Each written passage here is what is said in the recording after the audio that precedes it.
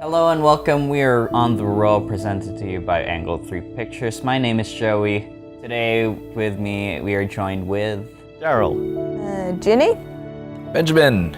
Awesome. And today we are going to talk about what is film. What is or film? What film is.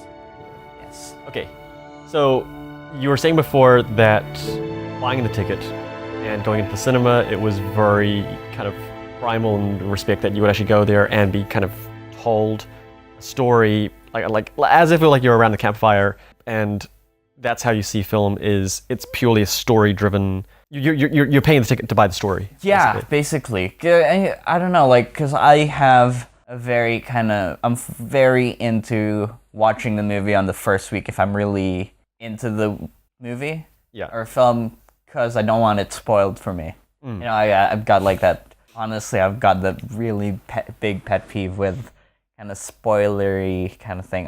I'm very bad at doing that myself. Sorry, Rohan, if you're listening to this. It's happened way too much. This has been bothering me for a while, actually. Is film a disposable commodity? What do you mean by that? I mean, like in the same way that you buy a chip packet and eat your bag of chips, and you know you buy it for what it provides, and you finish it, and you've kind of like topped up your substance kind of thing. You've hit your creative level, and you've been satisfied by the product, and then you can, I think that depends on the individual, because there are certain things that you can watch over and over and over again, and there are other things that you'll watch once and you'll never want to watch it again ever. Yeah, that's so true. Like I was gonna say I just keep watching Die Hard. Like Die Hard is like one of those movies I can just watch over and over and over. Yeah, because like it's like buying an iPhone. Like you buy it and you kind of go, I will constantly use this. I will constantly watch this movie till the day I die, because it keeps giving me the nutrients or the satisfaction. That's probably a better word, that it provides. But then there are a lot of other films or a lot of other examples where it's like Game of Thrones is like, it's just, I want to buy the next chip packet. No, I kind of rewatch episodes as well of that. Okay, cool. No, that's good. But yeah, it depends on people. But I totally agree. Is like you would sometimes, like some of the Marvel films, like I watch Doctor Strange like once, and that was good enough for me. And then like Guardians of the Galaxy, I watch once, and that's good enough for me. But I can watch Civil War like a lot of times. So depending on I totally agree with what you. It would also depend on nostalgia as well. If you had seen the movie as a kid. Oh, for sure. For sure. Like what was it on the other day? Police Academy, and I was like, oh my god, I haven't seen this in ages. This was my favorite film when I was little. So it's almost like an old Nintendo 64 or PlayStation 1 that you bought a while ago, and it's like, I want to dust this off and play it again just for my nostalgia trip. Oh yeah, definitely. Ratchet and Clank. I guess like what we're saying now is just film, depending on what film is, it serves a specific purpose for us. Like it could either be like kind of where we can put on a movie and iron some clothes at the same time, and like we have those kinds of movies right there, films like that. But then we have some that are like kind of the important, cultural films that hold cultural importance, and that's Okay, well, do you see film as a piece of art in respect to, like, let's just say that you watched a film, you loved it, and you bought it from the video store, and JB Hi-Fi, whatever, well, electronic store. Yeah. By having it, does it connote the same kind of worth as if you bought a picture, a painting, and you hung it on the wall? It's like, does that translate? Well, like now the buying culture for usually what I do is I'd go to like a streaming service like Netflix and watch a movie from there, or go to TVNZ on demand and watch a movie from there, or other means. And then like the physical disc itself, usually what you do is like you have it so you can show it off. Like you have like people with all those Blu-ray collections and DVD collections, and you probably have it saved in Netflix anyways. It'd be even faster to load it up there. So I guess like as a art piece, I'm anyways, for me personally, I see it is an art form, but it's, for me, I mainly focus on the story. That's my kind of priority on a film. It's like, Yeah. like a good story can always kind of push a film. I'm trying to think of examples of films that don't. Can a film exist without a story? And like, Well, you have like those Super artsy ones. the super Super artsy ones. artsy Like ones. what was it? Samsara. so, yeah. Samsara Yeah, has Samsara, like yeah. no story whatsoever. It's just It's just a montage. physically- It's a really long Yeah. montage. It's kind of going back to those really old ways, like how they have like the moving pictures back in when like the camera was created and they didn't know what to do with it. It's just like, hey, we'll film a train and have people watch it. It's just like, But that's a really good example. Is it? Do you know the example of the train? Like, it's one of the very first pieces of film shown in the cinema, and it was literally just a train pulling up to a stop. But people were freaking out when they first watched it because they actually thought a real train was coming through the building, and people were storming out. I'm not storming out. They were like Ducking. ducking Screaming. and screaming and running and all that jazz. So is that It's probably the first horror film, really, when you think about it. It was, yeah, you could see, yeah. Probably like a few of them went, I have to watch that again. It was so scary. Yeah. And now you get like all these other scary films. Yeah. oh yeah. So then is If is only film, they can see what's in stored. Probably blow their brains out, just like Yeah. like, oh, you gotta rip your eyes out to get. So then is film entertainment? Like is film a thrill-seeking entertainment? I would say yes to that because it also depends on what you want to get out of the film. Yeah. Yeah, I mean, Whether it's a horror or, for example, you just want to watch a sad film so you can like cry your eyes out. Do you do that? Cry my eyes out in films? And just pick a film and then cry your eyes out. Yeah. because there are Just- definitely people who do that. You Yeah. go me. you go into a film so late, because you're gonna cry your eyes out. I am weird. If I was going for Netflix, I'm like, I'm in the mood where I would be more lenient to find films that would make me cry than to make me laugh. I'm like, I could laugh, but I actually enjoy crying in film right now and get emotionally connected to a story for 2 hours. I don't think weird's the right adjective for that. I think that that's just something that isn't explored so much because there are definitely other people like that out there. Like, I just want to hear about a cancer story. Just want to feel the emotions of possibly losing someone I know. Yeah. It's gonna be so magical.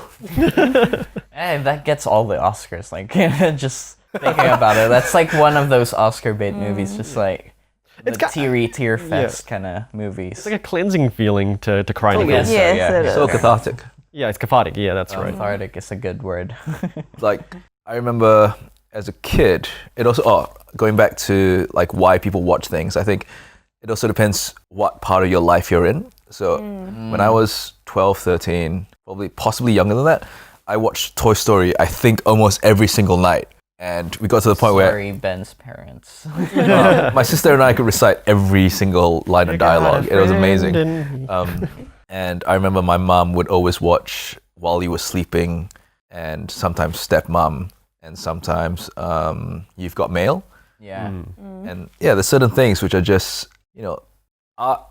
I reckon films and TV shows are arts, and sometimes art speaks to you, and therefore you want to keep reliving that conversation.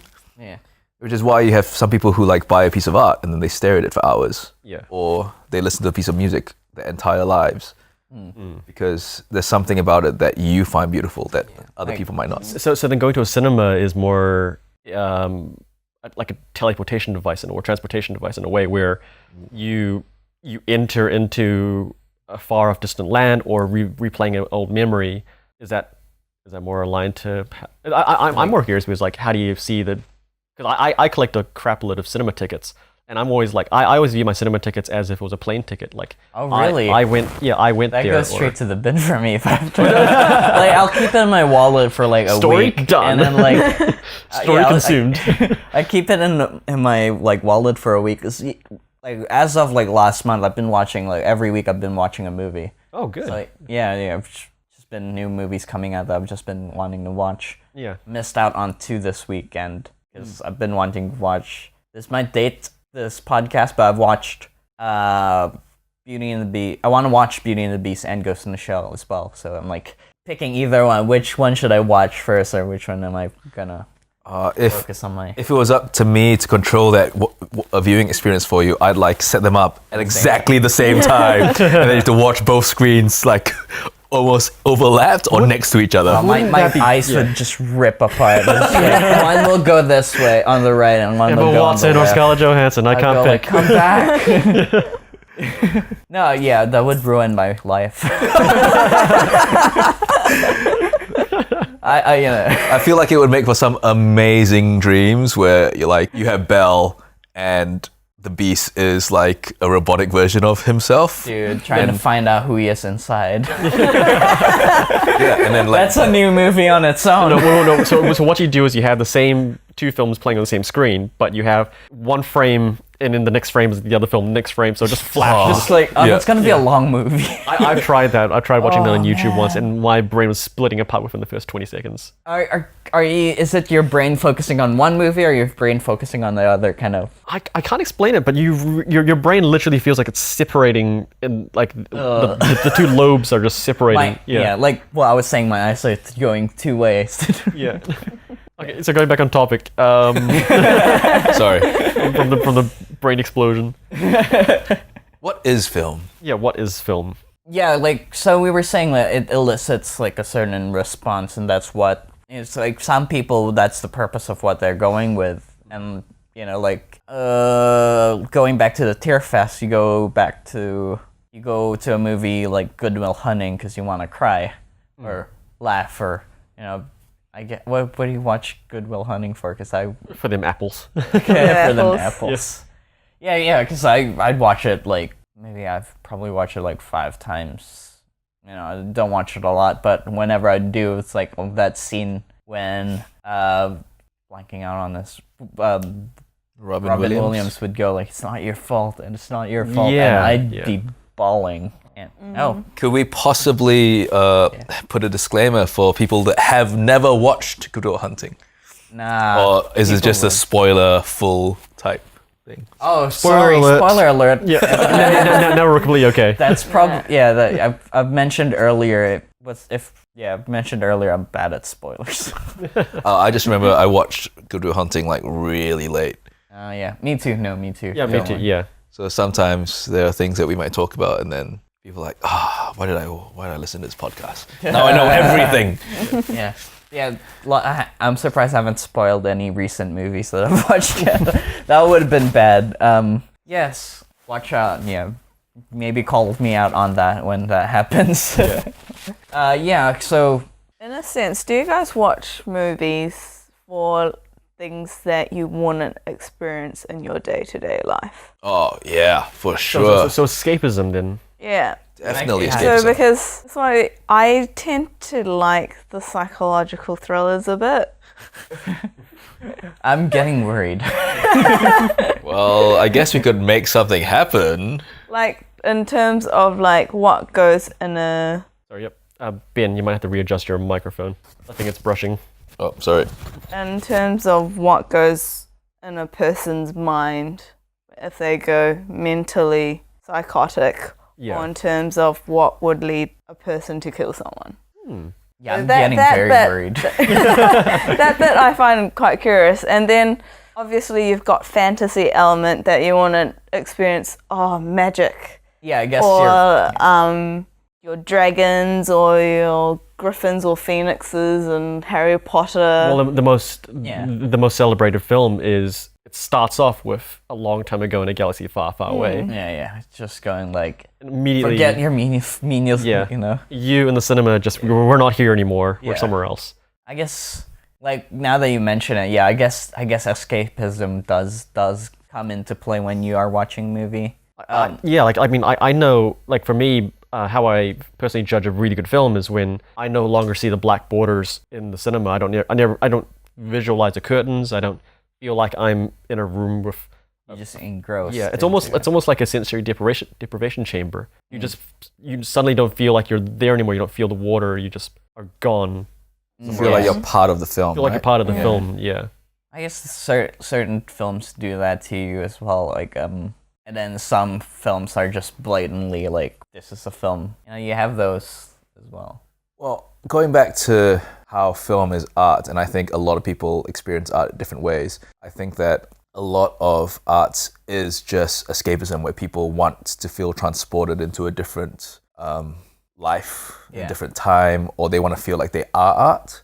They are art. Yeah, can you explain that? Well, you know, like everyone's different. So you might have someone who feels transported by music, or feel transported when they go to an art gallery and just looks at different pieces of art. You have people, I think majority of people probably experience this escapism via books, TV shows, and movies. And I think I definitely remember reading an article about how people who watched soap operas that, you know, spanned decades, they felt like they knew these characters more than they knew their own family. Live our lives. wow. Yeah, stuff like that. You know, like I think Coronation Street is running the longest, if I'm not wrong. And there are people who grew up watching these people every single day, more than they'd see their parents, more than they'd see their siblings. Yeah. And so for them, it was a staple in their life where they felt, I'm just hanging with the gang, you know? Yeah. I don't know, like, going back to art, I kind of feel like I'm one of those ignorant kind of just like, oh, it's just a movie, kind of like I just watch it just because I watch it. So like whenever I see more kind of art films in quotation marks kind of come up, like those topics, I'm feeling like I feel very uncultured. But yeah, you said just earlier that you could watch Civil War over and over again, right? yeah. And I mean, it's not art. It's just that it's a different form of art, right? And so, do you feel like you wish that you were part of that world? That sometimes, if you get engrossed enough, you feel like you are part of that world. Is the sky blue? Are we just asking like questions that just says yes or? Well, When you say you've got a piece of artwork, people will come and view it, but people will always have different perspectives of what they see. Totally. Yeah. You'll have people who will hate Civil War and will like, I'm not going to watch that crap. Yeah. You know? Like it kind of ties in escapism as well as art in a way, but I remember me and Eugenie, we went to watch District 9 in Gold Class. And I always cite this because I feel like a real dumbass every single time it happens. But at the very end of the film, like I was completely engrossed in it. I really felt like I was in South Africa. And literally at the end of the film, I remember turning to Jenny and I was like, I might not have actually said it, but I definitely was thinking about it. I was like, this is terrible. I mean, why isn't anybody ever doing anything about this? It's actually, like, how is this still happening? Like, how is this not like on the top agenda of the UN? And I'm like, shrimp is a derogatory term, guys. Yeah, like prawns. Yeah. All those prawns, yeah. Prawns. Yeah, but I was like, oh yeah, like I like just like really embarrassed. I was walking out, but then it's escapism. The film ends. You go, oh wait, but then the art comes in. And it's like, yeah, but it worked the same way. I mean, my same emotions would be connected to the prawns as it would be for the people suffering under apartheid. Yeah. Correct. Yeah. Yeah. Because like it's very important that it was a metaphor where they could address that without blatantly saying this is about class and race and. I bet that's still blatantly saying at District 9. I reckon there are people who definitely look at that. Yeah. It's all fiction, and you're like, no, it's based in some reality somewhere. Oh, this is a big spoiler. This is a big spoiler coming up for Logan. But I was actually having a conversation with my friend just last night. Has everyone here seen Logan? Oh yeah, actually I double checked. Dude, first week, man. Okay, cool. Okay, so big spoiler. My friend was basically saying, I didn't get why they made a second Wolverine to fight Logan. It just makes no sense. It was just such a dumb cop-out. And I'm like, the entire film was setting up this theme where Logan is fighting against his past, and his past is literally personified, the Wolverine versus Logan. And I'm like, there you go. I mean, it's a theme. And then they're like, you just blew my mind right now. Really? Did you not see that? No, like I would have thought like it would have been better if they had Dakin to like fight Wolverine. Yeah, or something. people always said like, oh, it'd be so cool if they had Sabretooth, and I'm like, no, you're missing the point of the theme of the story. The theme of the story is Logan literally wrestling with his own internal demons, and his internal demons literally comes to haunt him in the face of his old past. Dude, you're blowing my mind right now. Yeah, but this is amazing because this is actually very obviously how you interpret it differently from yourself. Yeah. Yeah. And you Well, you watch the same film, you walk away with total different experiences. Well, yeah, I came in watching the film exactly for the story. I wanted to see how the story would unfold, and I guess I don't really pay attention to the themes unless I really think hard enough about it. So yeah, like going back to this, hence my mind being blown right now, which is freaking amazing. It's just like I'm glad. I'm very glad. I mean, you want to go one step further. It's also about the future of Wolverine. dude, I'm a better person leaving this room right now. Just coming out of this conversation, I'm a better person. More now. empowered. Yeah. Holy crap. Seriously mind blown. That's the feeling I got when I came out of the film. That's the other thing as well. It's like when I got the invitation to go, like, hey, Daryl, do you want to watch Logan? I was like, I already seen it, but I'm so happy to go again. And they're like, and yeah, like who actually goes to? Not many people actually these days goes to watch the film again in the cinema, especially because it costs like $20. I've seen it twice as well. Yeah. But like a little part of me was kind of like, I would love to watch a second viewing just to kind of go back into the world. Yeah. But the other part of me is also from the filmmaker side. It's like, this is my patronage to the filmmakers because I love the film so much. I want to give them another, whatever I have left in my pocket to say, thank you, great work, incredible work. Yeah, that's when you know it's a really good movie. You go back a week later and watch the same movie in the cinema, because otherwise you you could wait for the DVD to come out to watch it, or I wonder if it was a smart idea to actually set up like a FPOS machine donation box outside the cinema when you come out, and it's like, that was a really good film. I'm going to leave an extra $10 for this film. Or you come out and going, I want my money back. Whoa, let's not go. But something like that did happen in Top Gun. When they first released Top Gun, they had all those registration booths for recruitment booths, for the military. Oh, yeah. And the sign-up percentages skyrocketed because everyone was like, I'm going to be Tom Cruise. I'm going to be a pilot. That volleyball scene was so hot. Yeah, but like your recruitment rate was like off the charts, and they're at the point where I think that I'm not too sure. I feel like I've read this, but they needed to readdress their recruitment standards because so much intake was coming in. Oh yeah. And they just couldn't pick everybody. They were like, actually, we need a basic this or something. Yeah. Did you watch Top Gun? Not in the cinema, no. I'm not that old. We can't accept This goes to the pile, like, with the Top Gun watchers. This one's actually interested in the military. We'll take these guys. I've actually only watched half of Top Gun. Oh. Okay. Whoa. No, what happened to the other half? We will go for another podcast of all the films that people have not seen. I'm guilty of that. Yes. You watch like a bit and then you turn it off and then you're like, I'll watch the rest later. No, I'll look at Jenny and going, so yeah, just like Sleep with the Fishes, and she's like, I've never seen The Godfather, and I'm like, I've seen it now. I've seen it now. All three? Not. I don't know what you're talking about. There's only two. Oh, okay. There are some people that feel that way about the Star Wars films. Yeah, that's true. Yeah. Yeah, true. All four of them. Yeah. Dude, Rogue One's actually not that bad. Whoa. I feel like sorry, Rogue One is five. the You're best You're one. right. You're right. 5. Really? Yeah. I really do. Of all. I'll put it. I mean, up you there. can't have it without the others. You can have it without the other. You can watch it without the others. But I feel like if you did, it It's would an kind of ruin the important response. Yeah, because it's so important. Yeah, I guess so. Plot-wise. Well, tying that back into the topic then, story, how does that, Well, to the topic of this episode? Stories are art. That's my very firm belief. Yeah, and like you've heard me saying it the whole time. I'm putting story right up there. If it's a good story, I don't care if it's really horrible art style. Maybe if it's a good story can kind of engross me into a movie. Doesn't matter if it's maybe a kids movie or a adult movie. Like a adult kind of catered movie. Adult movie. Yeah. Joey's just, I'm just gonna watch this adult For movie plot. over and over again. For plot. No, yeah, you know what I mean. It's just Zootopia's a good story. so good, right? So good. And it doesn't matter if it's like a kids movie or not. It's you're focusing on you watching it and you understanding the story, and I think that's right up there for me on priorities for watching film or what film is. It's a story, and you kind of have that progression in human race. As we've been telling stories since we were like before civilization, prehistory is like Prometheus gave us fire. Yeah.